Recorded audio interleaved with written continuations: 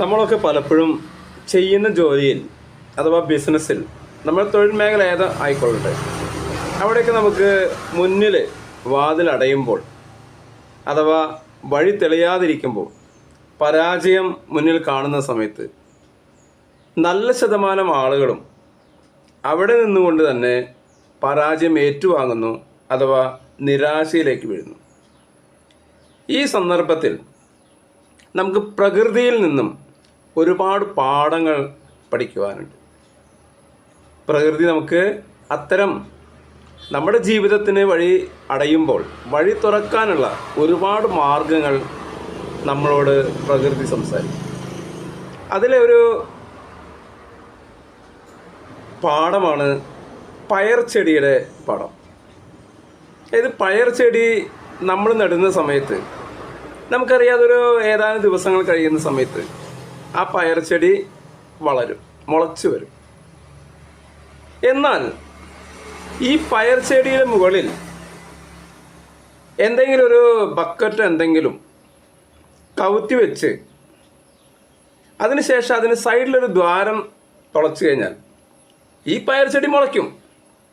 പക്ഷെ മുളച്ച് അത് മുകളിലേക്ക് പോകുന്ന സമയത്ത് അതിനെ ജീവിക്കണമെങ്കിൽ പ്രകാശം വേണം. പ്രകാശമില്ലാതിരിക്കുന്ന സമയത്ത് അത് അന്വേഷിക്കും എവിടെയാണ് പ്രകാശം. അപ്പോൾ നമ്മൾ ഈ സൈഡിൽ ഈ സുഷിരമിട്ടിട്ടുണ്ട്. ആ പയർ ചെടി വളഞ്ഞ് ഈ സുഷിരത്തിലൂടെ പ്രകാശം സ്വീകരിച്ചുകൊണ്ട് അത് വളർന്നു വരിക. ഇത് നമ്മൾക്കുള്ളൊരു വലിയൊരു സന്ദേശമാണ്.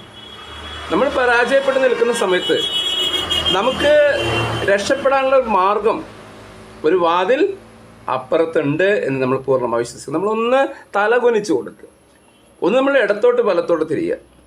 അപ്പോൾ നിങ്ങൾക്ക് ആ വെളിച്ചം കാണാൻ സാധിക്കും, ആ വിജയം കാണാൻ സാധിക്കും. നമ്മുടെ ജീവിതത്തിലുള്ള എല്ലാ തടസ്സങ്ങളും അതിനൊക്കെയുള്ള ഒരു വഴി, ഒരു വാതിൽ നമുക്ക് അപ്പുറത്തുണ്ടെന്ന് പൂർണ്ണമായി നമ്മൾ വിശ്വസിക്കുക. അതാണ് ഈ പ്രകൃതി നമ്മളോട് കാണിച്ചു തരുന്ന ഈ ഗുണപാഠം. എൻ്റെ പേര് ആൻ്റണി തോമസ്, ഇൻഷുറൻസ് അഡ്വൈസറാണ്. നിലവിൽ ഞാൻ ഇൻഷുറൻസ് മേഖലയിലാണ് ബിസിനസ് ചെയ്യുന്നത്. എന്നാൽ ഇതേപോലെയുള്ള മോട്ടിവേഷൻ ടിപ്സുകൾ എൻ്റെ ചാനലിൽ ഞാൻ ചെയ്തിട്ടുണ്ട്.